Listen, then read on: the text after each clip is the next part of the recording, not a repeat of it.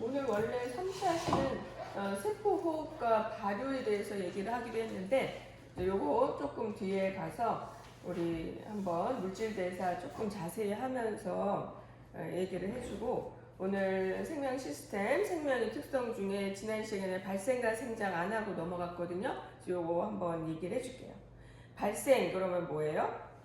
하나의 수정란에서부터 세포 분열 거쳐가지고 이렇게 하나의 개체가 되는 과정.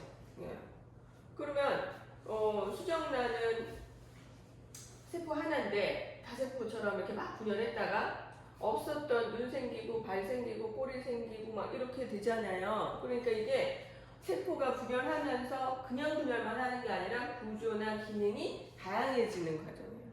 그럼 점점 복잡해지는 과정. 발생 운명이 정해지는 과정이에요. 그래서 이제 개구리라는 성체가 되는 거죠. 올챙이가 된 다음에도 시간이 좀 사는 시간이 길잖아요. 근데 이게 좀 지나면 다리 생기고 이제 폐가 생기고 앞다리 생기고 막 이러는 과정이 또 하나의 발생이야. 그래서 발생이 다 끝나야 개체가 되는 거죠. 사람도 엄마 뱃속에서 이제 수정란 상태로 착상이 된 다음에 거기서 태아가 되는 과정 뭐예요? 발생. 그리고 이제 태어났다. 그럼 그 다음에 생장이죠. 그래서 발생 과정을 거쳐가지고 이제 완성된 몸이 태어났다. 그 다음에는 이제 하나의 개체가 됐으니까 그때부터는 몸이 자라잖아요. 그게 생장인 거야. 근데 세포 분열을 해가지고 세포 수만 늘려가는 거죠. 자, 그럴 때 이제 아기가 이빨이 없다가 이빨이 생기잖아요. 그런 작은 발생들도 있어요.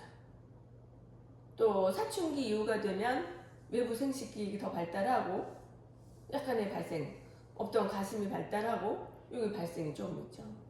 그런 잠깐의 발생이 있고 나머지는 이제 살이 찐다든지 키가 큰다든지 하는 건 전부 생장. 그래서 씨가 떨어져가지고 싹이나 그래가지고 뭐 뽑혀 열매 맺어 뭐 이런 과정에서 이 발생과 생장이 계속 일어나는 거예요. 없던 기간이 생기는 건 발생이야.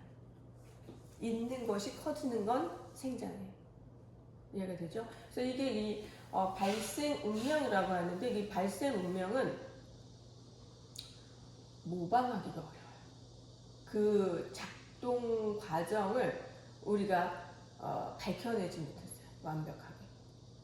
그 처음에 수정란이라는 건 내 체세포하고 똑같은 상태의 그 DNA하고 유전자를 가지고 있잖아요. 그것에서부터 이렇게 눈 생기고 폐 생기고 막 하는 그 과정이 그거는 너무 오묘해요. 밝혀낼 수가 없어요. 그러니까 이 체세포 가지고 만약 복제를 한다고 하더라도 이 체세포 하나 띄어서 엄마 뱃속에 뭐 착상시켜서 안 돼. 똑같잖아요. DNA의 그 EN이라는 핵상의 양도 똑같고 똑같은데도 안 돼. 근데 희한하게 수정란은 돼. 그 발생 운명이 이렇게 하나하나씩 복잡하게 되어가는 과정에서 수정란만 가요. 난자가 그 역할을 하는 거죠.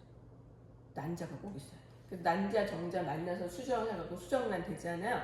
그럼 그것만 갖고 있는 고유한 특성이 발생 운명이 정해지더라는 거예요. 세포 분열해서 막 이렇게 덩어리가 된 다음에 이 덩어리에서 어디는 뭐 꼬리가 될 거고 어디는 뇌가 될 거고 눈이 될 거고 하는 것이 정해지는 거예요. 그래서 복제인간 뭐 복제 동물 만들 때도 난자가 필요하죠.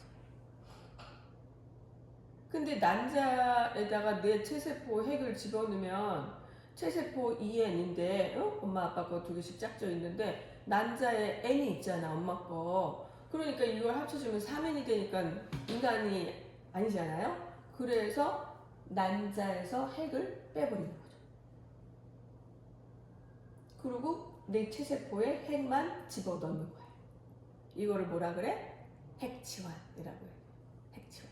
이제 생명공학 기술에서 나온 거야. 자, 그 핵치환을 해가지고 핵을 싹 체세포 핵을 집어넣잖아요.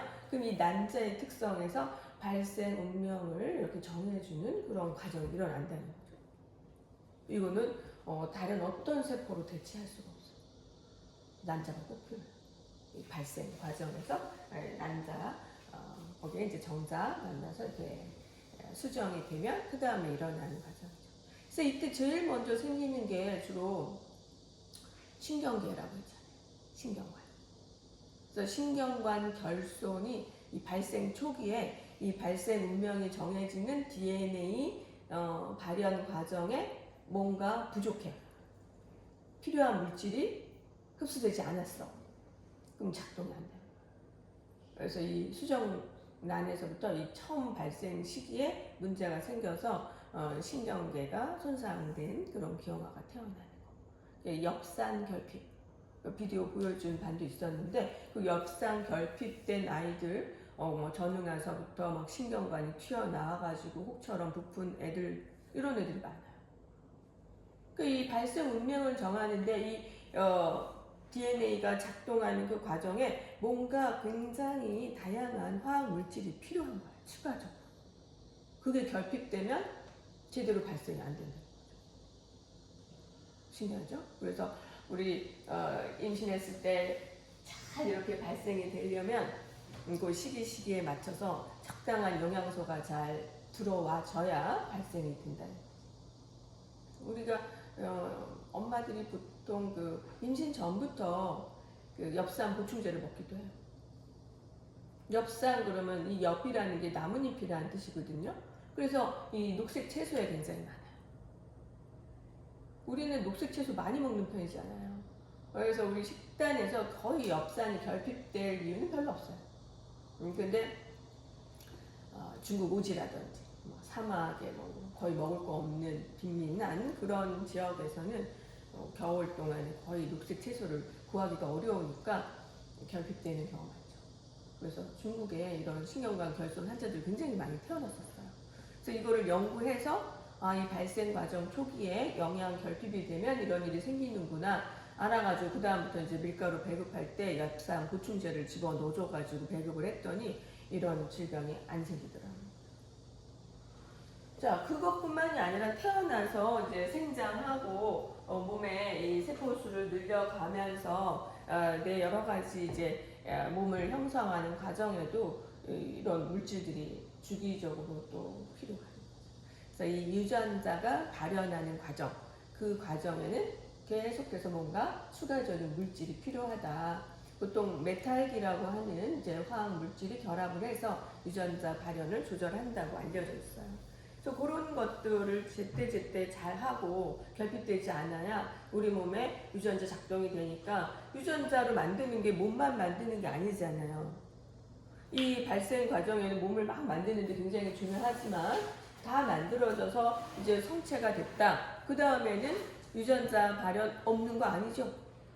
그 다음에 유전자가 발현을 해서 또 뭘 만들까요?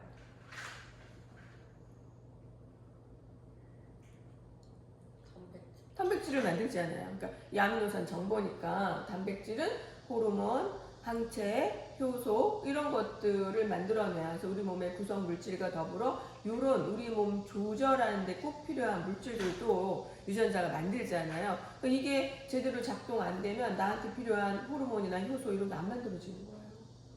그럼 또 완전히 다른 몸이 돼버리는 거야. 그죠? 그래서 내가 유전자 갖고 있는 것만이 다가 아니다.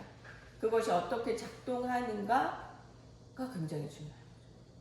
그게 또 먹는 거잖아요. 외부로부터 들어오는 다양한 화학 물질이라는 게 내 입을 통해서 들어오잖아요. 물론 호흡을 통해서 피부로도 들어와요. 휘발성 이런 거 있잖아. 피부로도 이제 세포막 통해서 들어올 수도 있죠. 점막이나 이런 데로. 그래서 각종 오염 물질도 들어와요. 그 다음에 독성 화학 물질도 들어와요. 그 다음에 제일 많이 들어오는 건 먹는 거죠. 먹는 걸 통해서 흡수되고 점막을 통해서 흡수되고 해서 이 유전자 작동에 영향을 미쳐요. 네, 그래서 좋은 영향도 있겠지만 나쁜 영향도 있겠죠. 그래서 다양한 또 독성 있는 여러 가지 화학 물질들은 우리 몸에 흡수돼서 유전자 작동에 영향을 미친다.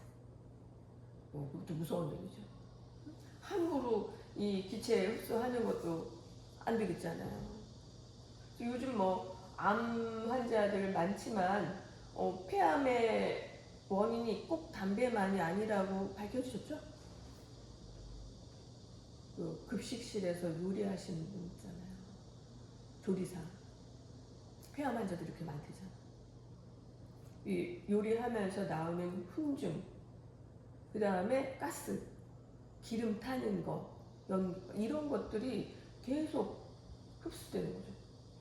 점막에 닿고 이 유전자 작동에 변이를 일으키고 암이 생성이 되고 이렇게 돼요.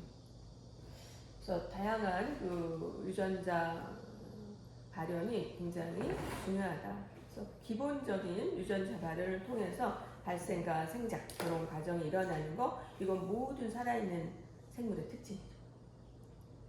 그 다음에 지난 시간에 이제 생식과 유전을 한다 했었어요. 그래서 엄마 아빠 닮은 자손을 만드는 거, 엄마의 유전자 절반, 아빠의 유전자 절반 받아서 수정 라인이 되면 이것이 나의 모든 유전적인 특성이죠.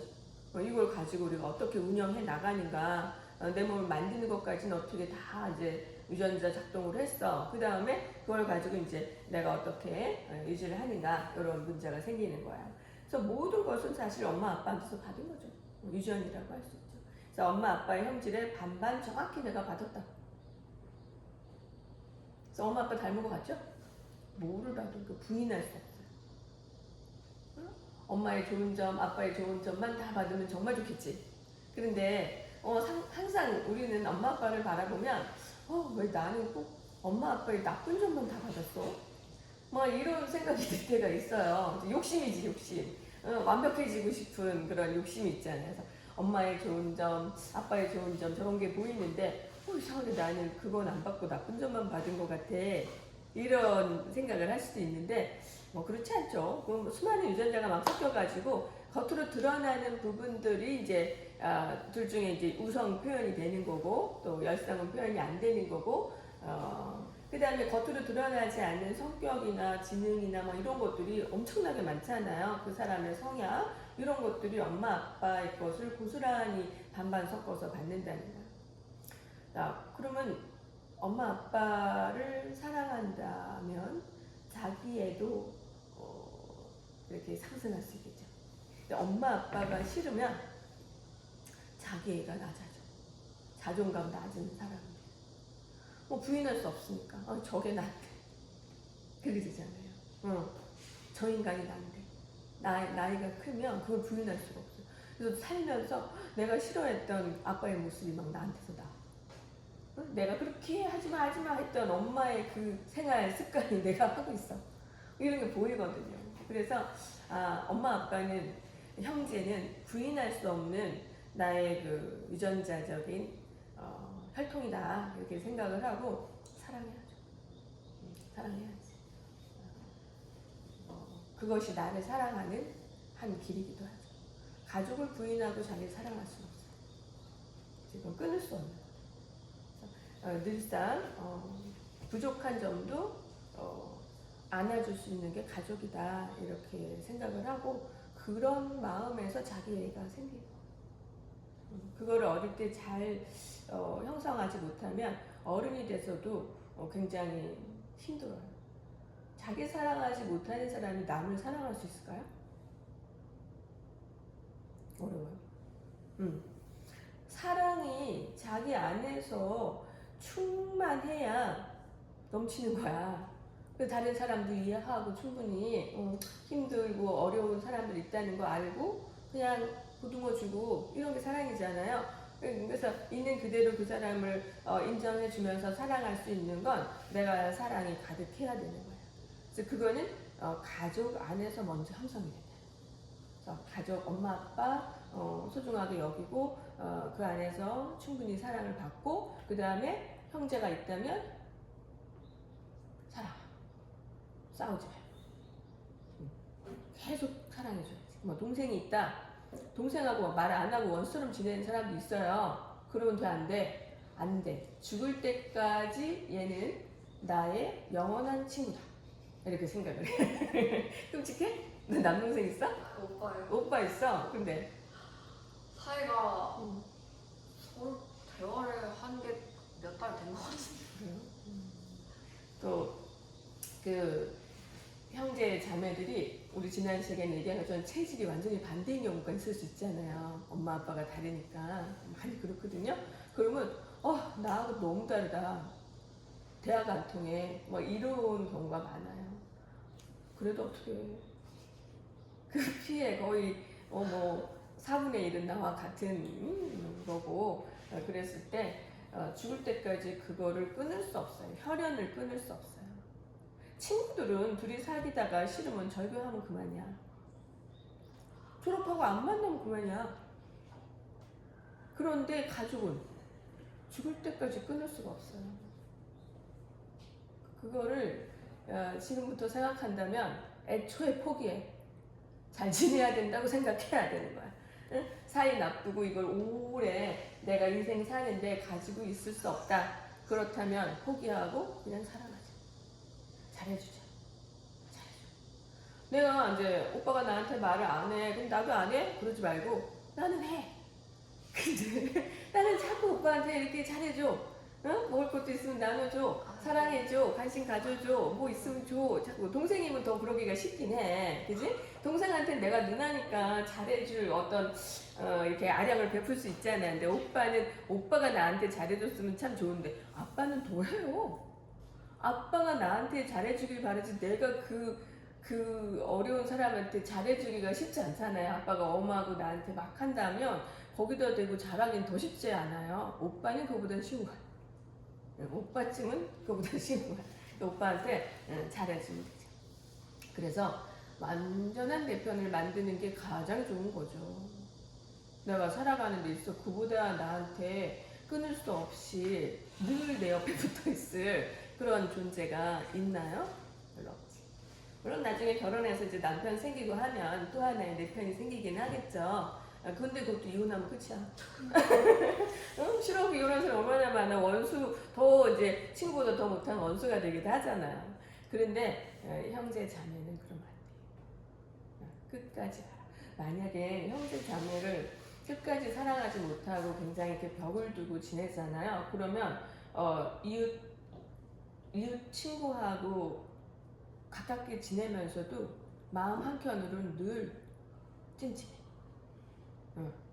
이 사람한테 이렇게 잘하면서 내 언니는, 내 오빠는, 내 동생한테는 지금 몇 년째 연락도 안 하고 있다. 이런 생각을 해보세요. 얼마나 가슴 속에 한켠이 큰 무거운 짐이 얹혀져 있는 거야. 그래서 다른 사람을 사랑하는데 큰 걸림돌이 될 수 있어요. 그래서 가족부터 온전히 사랑할 때 다른 사람을 사랑할 수 있는 여유가 생긴다. 이해가 되죠? 그래서 또 자기 자신을 온전히 받아들이고 수긍하고 사랑할 때 다른 사람을 또 사랑할 수 있는 그런 여지가 생긴다. 자기도 살기 바쁘고 나도 내 마음 안 드는데 뭐 불만투성이인데 다른 사람이 이쁘게 보이겠어요? 나한테 조금만 서운하게 하면 싸우고 싶지. 그죠? 그래서 모든 사랑은 일단 가족에서부터 나오고 그 안에서 자기 자존감을 충족시키고 다른 사람한테도 그 사랑이 넘치게 이렇게 할 수 있게끔 그렇게 살아가야 된다. 그래서 우리는 생식과 유전을 통해서 끊을 수 없는 관계로 부모 자식 간의 그 다음에 형제 이런 거를 가지고 있다는 거죠. 자, 이렇게 해서 종족을 유지하는 거예요. 자, 종족을 유지한다는 건 그 같은 종이 계속 이어나간다는 얘기잖아요. 사람이면 사람이 계속 이어나간다는 거야. 유전을 통해서 사람이 갖고 있는 특징을 계속 다음 세대에 물려주고 있잖아요. 그래서 종족 유지가 되는 거예요. 대를 잇는 거죠. 자, 이렇게 해서 대를 이으면 뭐 같은 자손들이 나오고 이러면서 그 생물이 지난 시간에도 좀 얘기했지만 주변 환경에 잘 상호작용하면서 적응할 때 번성하게 돼요. 생식과 유전을 통해서 계속 자손을 낳아 그럼 그 자손이 환경에 잘 맞아. 그러면 그 같은 종족이 번성하게 돼요. 그것이 생물이 갖고 있는 특징이에요. 그래서 종족을 퍼뜨리는 것 자체가 이 환경과 상호작용하면서 적응 진화하는 과정. 우리 지금 사회를 보면요, 뭐 1000년 전, 100년 전하고 다르잖아요. 환경, 내가 어디를 가는 게 아니라 그냥 주변 환경이 바뀌어요. 서서히 바뀌어요. 그랬을 때 우리는 이제 계속 생식 유전을 통해서 자식을 낳아. 그럼 그 자식들이 변화하지 않는다면 이 변화하는 환경에 적응할 수가 있겠어요? 없잖아요. 얘네들도 서서히 변화가 돼야 되겠죠? 그래야 이 새로운 환경에 적응할 수가 있잖아요. 그래서 우리는 생식 과정에서 계속 유전자 재조합을 하는 거예요. 그러면 변하잖아. 엄마도 아니고 아빠도 아닌 새로운 게 생기는 거잖아요.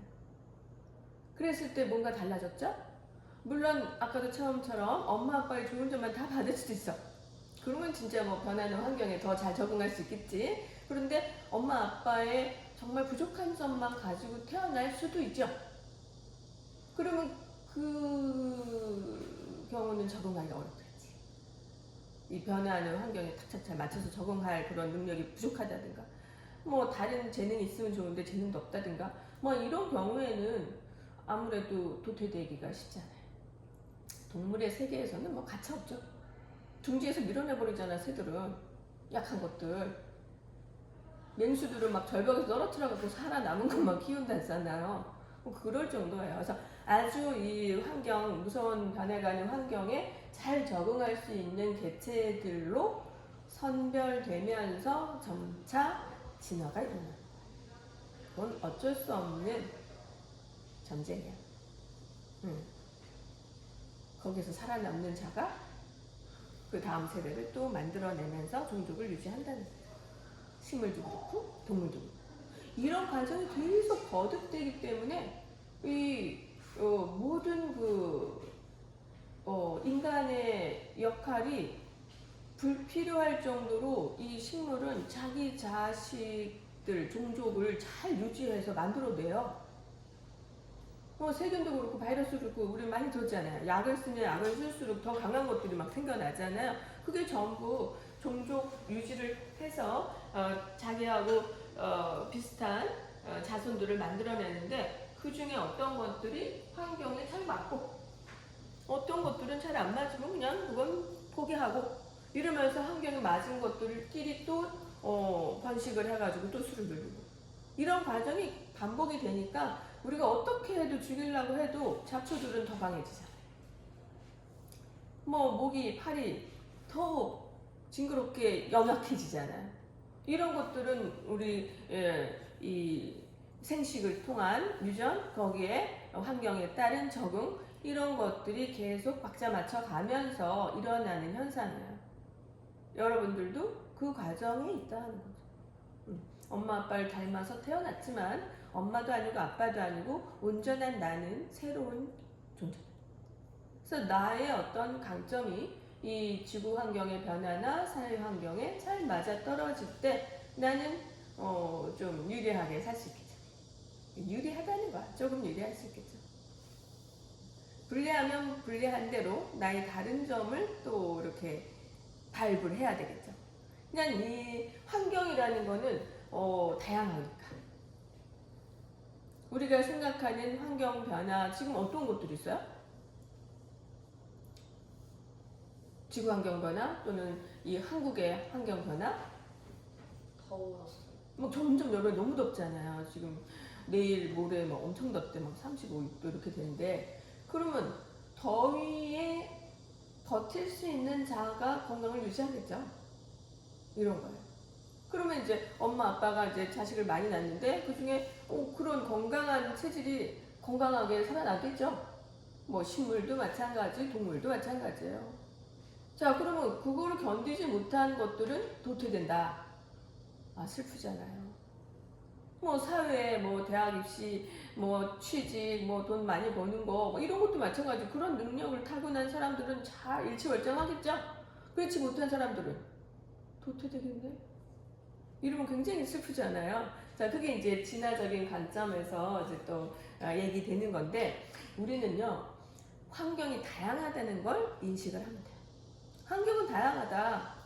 어디는 더워지지만 어디는 더 추워지기도 하고. 그죠?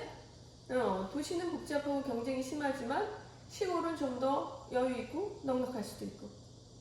몸을 잘 쓰는 사람이 유리하잖아요.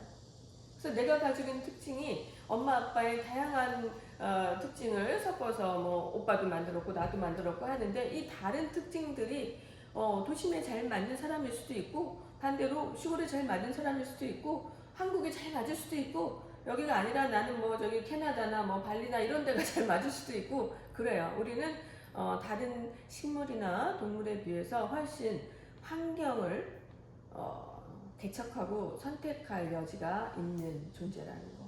그게 참 희망적인 거죠. 내가 나한테 잘 맞는 환경을 개척할 수 있고 또 그걸 쫓아서 갈 수도 있고 그런 생각을 하면 뭐 인생은 긍정적으로 변화가 충분히 가능하다. 그래서 자기가 누누이 얘기하지만 나는 어떤 사람인가, 뭘 좋아하는가, 어떤 환경에서 내가 유리할 수 있는가, 내 강점이 발휘될 수 있는가, 지금 내가 있는 이곳에서 내 강점이 잘 발휘가 되고 있는가, 이거를 보는 게 중요하죠. 그래서 그런 환경을 찾아서 개척하는 거야. 그러면 충분히 내가 잘 뭔가를 못하는 사람인 줄 알았지만 실제로 여기서 보니까는 난 굉장히 경쟁력 있는 사람이네, 이건 잘하네, 이렇게 될 수 있는 거죠. 그럼 또 거기에서 종족을 번식하죠. 그래서 자기에 대한 긍정감, 여기 이것도 또 굉장히 중요한 역할을 한다고 볼 수 있어요. 그러니까 나는 할 수 있는데 지금 이 환경이 나한테 안 맞을 수 있다, 이런 생각을 하면 되죠. 우리가 사는 게 지금 사회에서 바라는 어떤 방향으로 다 가야 되는 거 아니잖아요. 학원 다니고 대학 가고 졸업하면 대학 가서 또 저기 취직, 대기업하고 결혼하고 애 낳고 아파트 사고 뭐 이런 다 똑같은 경로대로 살아야 가는 것이 꼭 답은 아니잖아요. 그러면 이제 나는 그거 아닌 다른 쪽으로 뭔가 내 꿈을 펼치고 내 적성에 맞는 길을 찾아서 사는 거, 이것이 내가 그 시간 만족스럽고 행복하다면 되는 거 아닌가요? 그 세상에 맞추려고 하지 말고 나한테 환경을 맞춰야지. 나한테 맞는 환경을 조성을 해야지. 그리고 찾아가야지. 그게 좋은 거잖아요. 그래서 우리는 아주 무한한 가능성을 가지고 있는 인간이기 때문에 꿈을 가지면 충분히 이룰 수 있다. 그래서 자기 꿈을 버리지 말고 세상 쫓아가는 순간순간 떨쳐내야 돼. 내가 원하지 않던 세상을 쫓고 있구나. 내가 원하는 삶은 이거였는데 내가 또 이거 쫓고 있구나. 이렇게 자기 자신에 대한 경각심, 나를 버리지 말아야죠. 자기에 대한 애정 버리지 말아야죠. 자기 할 수 있다는 자신감 버리지 말아야죠. 이걸 가지고 끝까지 인생을 살아가는 게 중요한 거예요. 그래서 이게 이제 이 진화학적으로 요 생물의 진화를 막 설명하다 보면 한편으로는 그런 오류에 빠지거든요. 진화, 한편으로는 도태.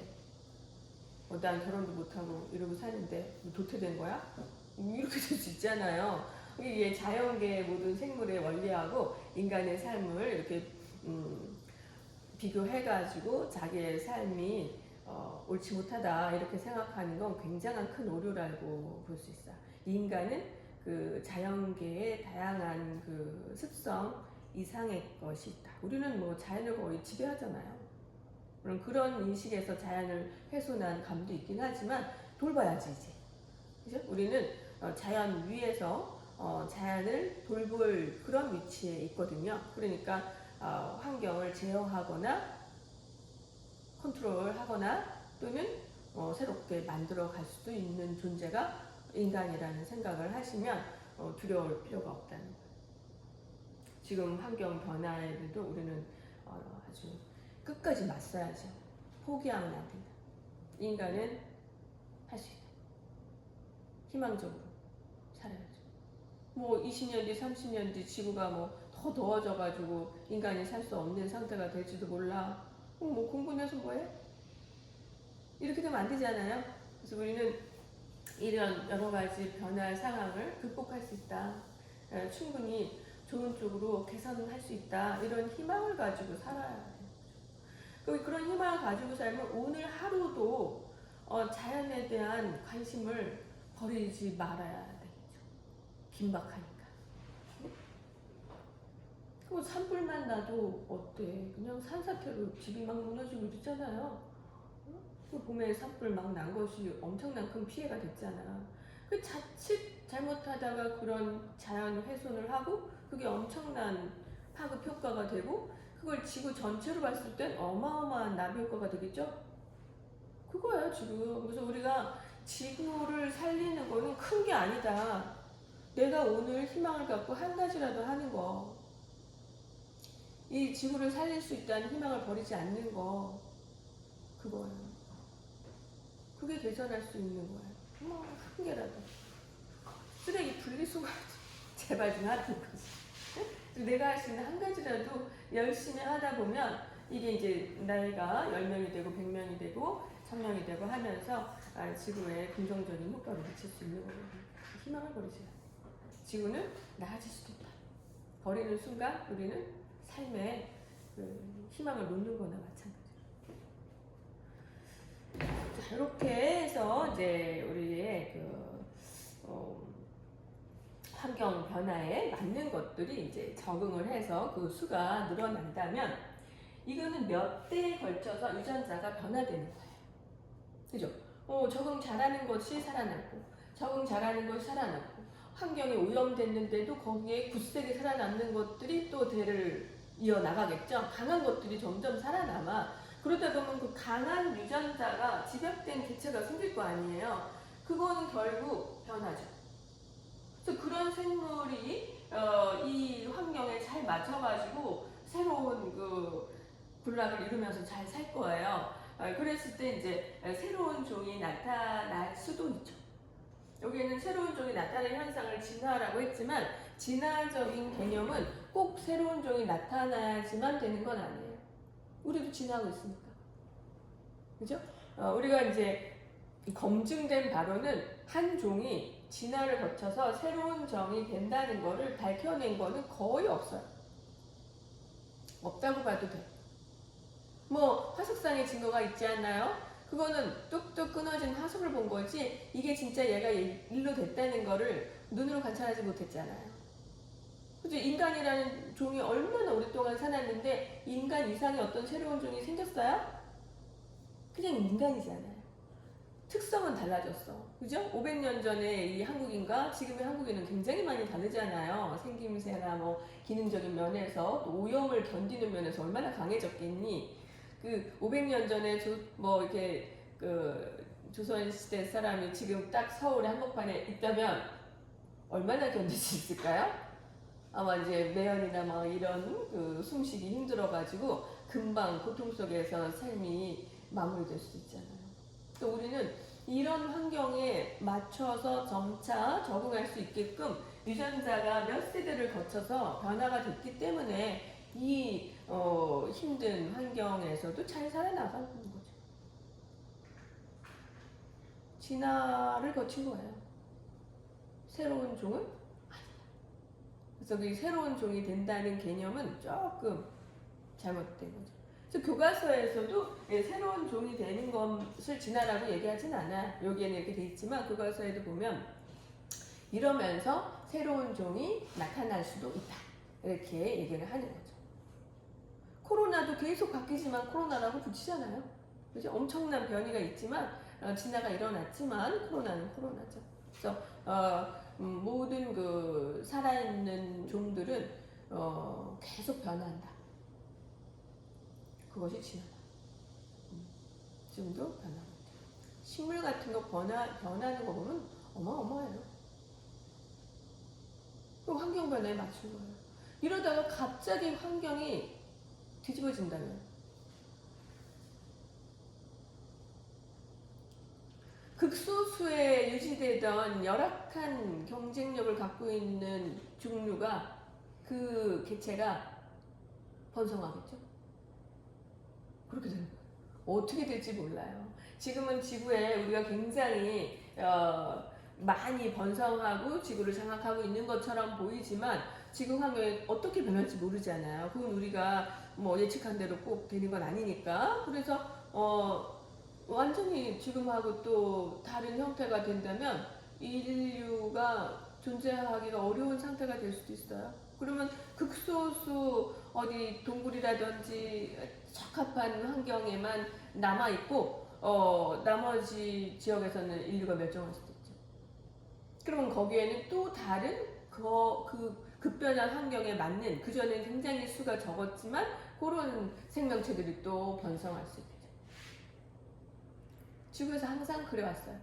지구 역사, 지질 시대를 보면 항상 그래왔어요. 그러니까 엄청난 환경 변화가 있은 다음에는 그 전에 번성하던 종들은 급감하고 또 없었던 그냥 아주 미미했던 종이 굉장히 번성하고 이런 게 되풀이 됐었어요. 그래서 그게 적응과 진화를 통해서 새로운 유전자 변화를 일으켜야 되는 이유죠. 그러니까 유전을 통해서 생식 유전을 통해서 자꾸 새로운 유전자를 만들고 또 그 환경에 맞춰서 유전자가 변화되고 또 이런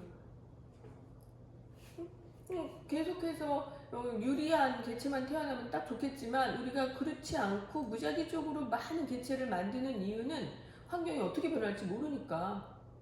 그죠? 지금은 굉장히 유리한 것처럼 보였던 그 개체가 삽시간에 불리한 개체가 될 수 있다. 그래서 잘난 척하면 안 되는 거죠. 모든 인간조차도 잘난 척하고 살아가는 거죠. 내가 쟤보다 잘난 척하면 안 되는 거죠. 어떻게 세상이 바뀔지 환경이 바뀔지 모르잖아요. 지금은 뭐 대학 들어가기 위해서 공부 잘하고 경력 좋고 학습력 우수하고 집에 돈도 좀 있고 이런 사람이 굉장히 유리한 것처럼 보이잖아요. 하지만 이제 지구 환경이 어떻게 변할지 몰라. 나중에 엄청 인간이 살기 어려운 환경이 되어버린다면 뭐 갑작스럽게든 지속적으로 변화가 일어났든 그렇다면 돈이 무슨 상관이야, 지능이 무슨 상관이야. 지구에서 살아남기가 경쟁력이 되어버리잖아요. 건강하고 뭐 이 매연이라든지 뭐 뜨거운 열기라든지 뭐 이런 뭐 방사능의 오염이 될 수도 있잖아요. 그거에 유리한 개체가 살아남겠죠. 지금 유리하다고 생각하는 모든 것들이 무의미해질 거예요. 그러니까 잘난 척하면 안 되지. 그죠? 그래서 내가 가지고 있는 모든 것들이 한순간에 경쟁력을 이룰 수도 있다는 거 생각하시고 나보다 못한 사람 뭐 없어. 그죠? 다를 뿐이야. 지금 환경에 좀 안 맞는 친구들은 있을 수 있어. 환경이 그렇다는 거죠. 다른 환경에서는 또 훨씬 더 경쟁력이 있을 수도 있다. 선생님이 시골에서 농사를 짓다 보니까 진짜 체력이 이래가지고 내가 하고 싶은 걸 못하겠구나 이런 생각이 들면서 체력 시골에는요 굉장히 이렇게 건장한 여성이 좀 많아요. 그리고 등치도 남자만큼 크고 이 생활력이 굉장히 있어. 그래서 그런 여자분들을 보면 너무 부러워. 야, 저런 체력을 갖고 있으면 하고 싶은 거 다 하겠구나. 그런 사람들은 이 시골에서 농사를 짓든 뭐 꽃을 가꾸든 뭐 집을 짓든 뭐든 막 그냥 혼자서도 할 수 있을 것 같은 그런 특징을 가지고 있거든요. 그럼 부러워요. 내가 이제 살면서 점차 이제 하고 싶은 것들이 사실은 이런 식물을 가꾸고 뭔가 이렇게 정원을 가꾸고 뭐 담도 좀 만들어 보고 막 이렇게 보도블록 깔고 막 이런 거 좋아하는데 조금 했더니 너무 힘들더라고요. 난 물리치료 받으러 엄청 많이 다녔어요. 근데도 하고 싶어. 그러니 그 체력을 갖고 있는 사람들이 부럽겠니 안 부럽겠니? 엄청 부럽죠.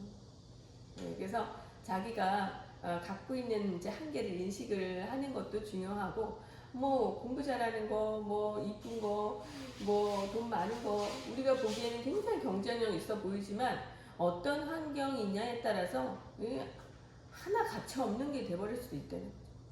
이게 자신이 갖고 있는 특징, 그걸 이제 유전자적으로 변화될 수 없는 것들은 부인할 수 없으니까 그 안에서 자기가 잘할 수 있는 것들을 찾아서 열심히 할 때, 그럴 때 이제 삶의 가치가 더 높아지는 거예요. 그래서 어디 가서 살든 자기가 잘하는 거를 좀 열심히 하면 좋겠죠. 자, 이렇게 해서 이제 6가지 특징을 다 살펴본 거예요. 적응과 진화를 한다는 것까지. 그랬을 때 여기 이제 바이러스에 대한 얘기가 나요. 박테리오파야진 바이러스예요. 바이러스는 생물이에요, 비생물이에요? 우리가 그냥 생물이라고 생각이 되죠? 그런데 생물적인 특징 중에 첫 번째 나왔던 게 뭐예요? 아니? 세포로 되어 있다. 그죠? 모든 생물은 세포로 되어 있다 하잖아요. 그래서 안에 DNA와 RNA 같은 핵산이 있고 세포막이 있어야죠. 세포 내 구조물이. 그게 이제 세포의 기본적인 특성인데 그럼 모든 생물, 식물이든 세균이든 동물이든 다 세포로 되어 있는데 바이러스는 그렇지 않아요. 바이러스는 세포막이라는 게 없어요. 우리는 세포막이 생기는 게 이 생물의 특성 중에 굉장히 중요한 거라 그랬잖아요. 내가 가지고 있는 것들을 원활하게 내보내고 들여보내고 보관하고 하는데 이게 굉장히 중요한 역할을 하는 거잖아요. 출입을 통제하는 거잖아. 그런데 이 박테리아, 바이러스, 박테리오파지는 박테리아라고 하는 세균에 기생하는 바이러스예요. 박테리아는 세균이죠. 그래서 이 세균에 기생해야지만 살 수 있어요.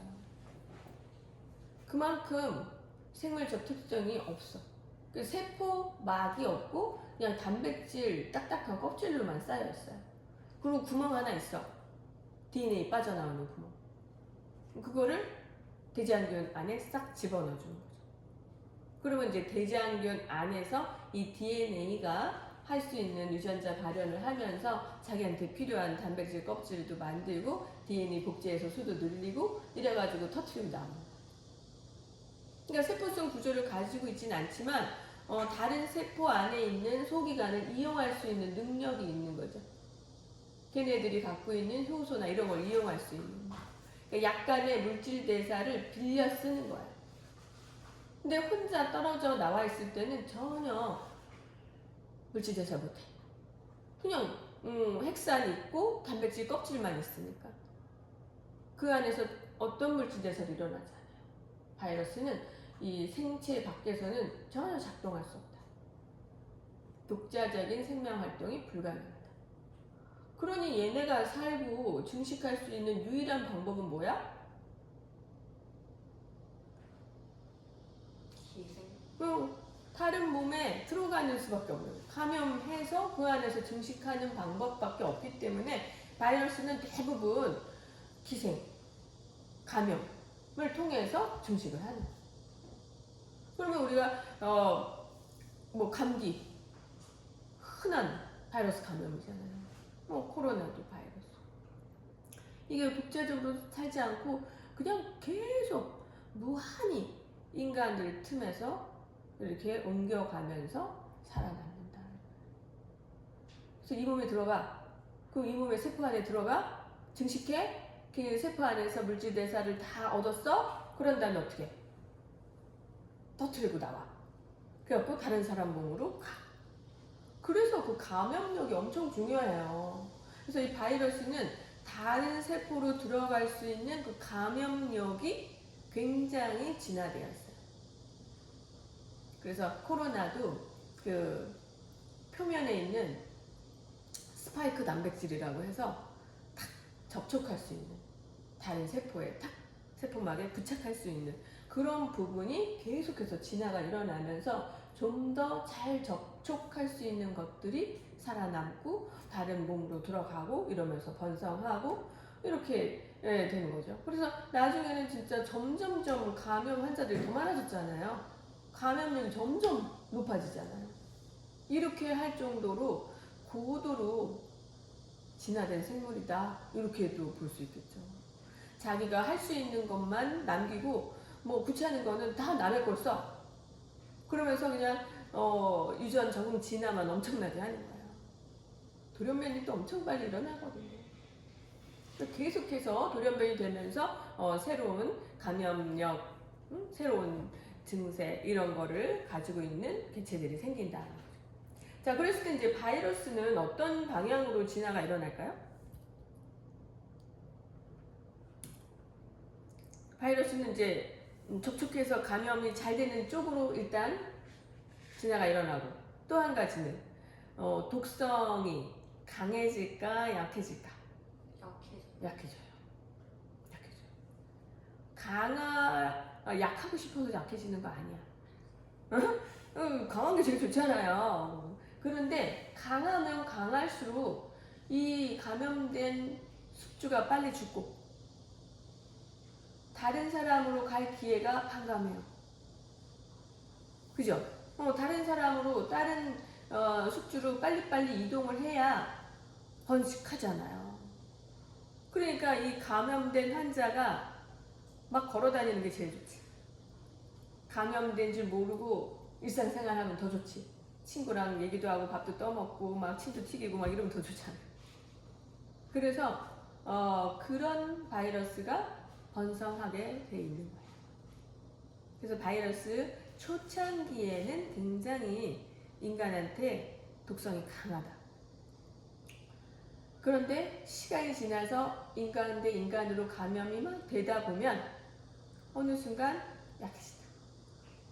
바이러스가 약해지려고 한 게 아니라 그런 인간들이 많이 다니면서 막 전파하니까. 그러면 그런 약한 것들은 삽시간에 또 수가 퍼지잖아요. 10명이 100명한테, 100명이 1000명한테 금방 이렇게 번지잖아요. 그래서 그 수가 많아지는 거예요. 근데 이제 비슷한 바이러스 그 표면에 그 특징, 항원이 있기 때문에 한번 그 코로나에 감염이 되면 아무래도 독성이 강한 바이러스가 어떤 경로로 나한테 감염이 됐다고 하더라도 일단 면역작용이 좀 일어나기 때문에 쉽게 이길 수 있어요. 그래서 우리 그 백신 접종할 때도 좀 약하게 해서 또 반쯤 죽인 독성을 집어넣잖아요, 병균을. 그러고 나서 진짜 독성이 있는 병에 걸렸을 때 이겨나갈 수 있거든요. 그런 거하고 마찬가지죠. 그래서 표면에 항원이라고 하는 그 부분이 여러 개가 있기 때문에 그 중에서 변화되지 않고 일치된 항원을 가지고 있는 바이러스에 먼저 감염이 된다면 좀 독성이 있는 바이러스라도 그 일치된 항원을 인식해서 우리가 빨리 죽일 수 있는 그런 면역력이 생기는 거라서 훨씬 유리하죠. 그래서 옛날서부터 초기 바이러스는 강력하지만 시간이 지날수록 점점점 약해져서 나중에는 그냥 독감처럼 감기 바이러스는 종류도 많고 증세도 뭐 대단하지 않잖아요. 뭐 나 감기 걸렸어. 그래? 뭐 이런 것이. 응? 병원 안 가도 돼. 그냥 이겨나가. 그래도 충분하잖아요. 죽지 않잖아요. 그런 상태로 변한다는 거죠. 토착화되는 거예요. 인간들 사이에서 그냥 같이 함께 살면서 쉽게 우리가 이길 수 있는. 한 번 걸리면 좀 심하지만 2번, 3번, 4번 걸리면 그냥 괜찮잖아요. 그런 거야. 그래서 주변에 이렇게 증식해서 바이러스가 점점 진화하면서 수가 늘어난다고 하더라도 무서울 게 없는 거지. 우리는 걔네하고 친해질 거야. 함께 사는 거야. 그러다 보면 우리 몸에는 세균도 어마어마하게 많잖아요. 함께 사는 세균도 많잖아요. 그 대표적인 균이 뭐가 있어요? 대장균. 대장에서 살아서 대장균이야. 같이 사는 거야. 그냥 태어나는 순간은 없지만 엄마하고 이제 뽀뽀하고 숟가락 좀 이렇게 쓰고 막 이러다 보면 점점점 감염이 돼요. 그래서 대장균이 없는 사람은 없어. 근데 이제 너무 많으면 아무래도 이제 장염이 걸릴 수도 있으니까 음식물을 제대로 손 안 씻고 엄마가 음식을 조리했다든지 뭐 식단에 냉면 육수에 뭐 대장균이 그 감염이 됐다든지 뭐 이러면 이게 증식이 돼서 삽시간이 늘어나니까 그런 거 먹으면 장염에 걸릴 수 있죠. 근데 없어도 문제야. 없으면 얘가 비타민 K를 합성하기 때문에 비타민 K 결핍 상태가 될 수 있어요. 그래서 아기 때는 대장균이 없지만 점차 얘네가 이제 정착하면서 비타민 K 결핍증이 안 생기는 거죠. 그리고 그 이후로 먹는 여러 가지 음식물의 그 상태에 따라서 발효균들도 많이 들어오잖아요. 유산균 많이 들어오죠. 그래서 사실 내 몸에는 내 목숨 하나지만 다른 목숨은 수억이죠. 그래서 사람 몸도 하나의 생태계라고 얘기할 수 있는 거예요. 생태계 관리를 잘 해야 건강한 생태계가 되는 거죠. 그래서 내 몸에 사는 다양한 세균들을 어떻게 관리하냐가 건강한 생태계를 만드는 거예요. 그래서 우리 지난 시간에 장염 얘기도 했지만 장염 걸려서 항생제 먹으면 뭐 세균 다 죽인다고 했잖아요. 오래 먹으면 더 다 죽어요. 그리고 이 항생제 내성균 아주 극소수였던 것들만 살아남아. 그전은 별로 정상균이 많아가지고 무시할 수 있었던 게 아주 별로 몇 개 없었던 게 살아남아. 그 약에 안 죽는 것들이 유전자 변화로 여기 없구나. 유전자 변화로 생겼을 거 아니야. 그럼 그 유전자 변화로 생긴 것들이 살아남아서 적응 진화, 개체수 늘려. 그러면 내 몸에 있는 균들은 내성균이 엄청 많아지는 거예요. 그럼 다음번에 똑같은 항생제 먹으면 듣겠어요? 안 듣잖아요. 그래서 반복적으로 여러 번 항생제를 먹었을 때 우리 몸에서는 내성균이 자리 잡게 된다는 거죠. 그래서 진짜 심각한 질병에 걸렸을 때 어떤 항생제가 안 들어. 그러면 또 안 듣네. 그럼 다른 걸로 또 바꿔. 그러니까 두 번째 감염돼서 장염으로 병원에 가면 약을 또 센 걸 주는 거예요. 세 번째 장염 걸렸다 그러면 또 다른 걸로 바꿔줘야 돼. 잡히지 않아요. 이길 수 있는 전쟁이 아니야. 대장균 증식을 우리가 약으로 빨리 제어할 수가 없어요. 그러다가 보면 결국은 어떤 항생제로도 죽일 수 없는 상태에 내성균이 또 살아남죠. 저 중환자실이나 막 노인들 이렇게 많은 병원 이런 데는요 감염률이 높으니까 항생제 사용 횟수도 높겠죠. 그러니까 내성균들이 그 환자들 몸에도 많고 주변에도 많이 감염될 수 있고 이래서 위험해요. 그러니까 약을 안 쓸 수도 없고 쓸 수도 없고 이게 뭐 쳇바퀴 돌듯이 쫓아가는 거죠. 그래서 우리는 항생제 개발을 해야 됩니다. 근데 균은 점점 내성 유전자 변화를 일으키는 내성균이 많아지는 이런 상태가 끊임없이 일어난다. 그러니까는 전쟁을 시작하지 말아야 돼. 세균하고 타협해야 돼. 예? 우리 이거 똑같아요. 이제 그래서 우리가 어떤 식으로 타협을 하는가가 굉장히 중요한 거예요. 그래 너 이 정도 내줄 테니까 살아. 잘 살아라. 살아봐 한번. 그러면 너한테 좋은 환경을 내가 조성해 줄게. 또 친구도 마련해 줄게. 이러면서 유산균 먹고 적당히 걔네들한테 양분을 주고 이러면서 내 몸에 살고 있는 세균들과 친해지고 걔네들이 어떤 습성인지 알고 관리해줘야 돼요. 그거를 모르면 망가지는 거예요. 자연이 망가지는 거랑 똑같아요. 그래서 우리가 잡초하고도 친해져야 돼.